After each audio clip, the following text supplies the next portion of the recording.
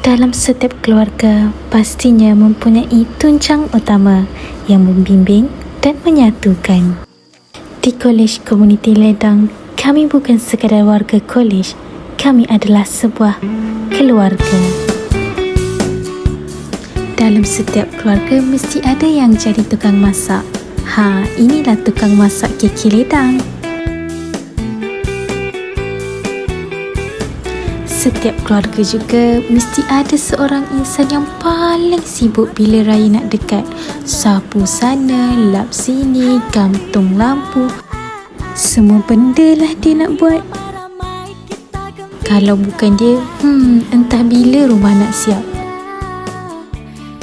Samalah juga di Kolej Komuniti Ledang.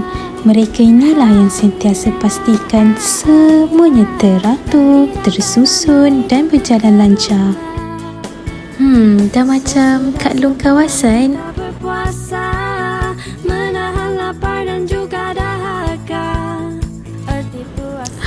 Kita pun ada hirup aircon tau. Kalau aircon rosak, jangan risau, panggil je mereka ni. Tak lengkap keluarga tanpa sang penceria suasana.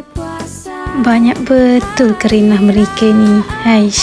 Tapi kalau tak ada mereka, terus sunyi sepi. Dalam keluarga mesti ada seorang yang paling pemurah. Bila tengok je muka dia, terus teringat duit. Almaklumlah, tauki bisnes. Sebelum balik kampung tu, tak lain tak bukan mesti ayah kita akan cek dulu kereta. Kalau dekat Kolej Komuniti Ledang, siapa pula yang baiki kereta? Kita kan ada pensyarah otomotif. Mereka lah pemen kita. Begitulah sebuah keluarga. Setiap orang memainkan peranan yang berbeza, tapi semuanya penting. Yang memasak, yang mengemas, yang membaiki, dan yang sentiasa memberi. Tanpa mereka, raya tak akan lengkap kerana kita sebuah keluarga. Assalamualaikum warahmatullahi wabarakatuh. Pesanan ayahanda buat semua warga Kolej Komuniti Ledang. Walau di mana kita berada dan apa jua peranan kita, jangan lupa untuk sentiasa saling menghormati, membantu dan menjaga antara satu sama lain.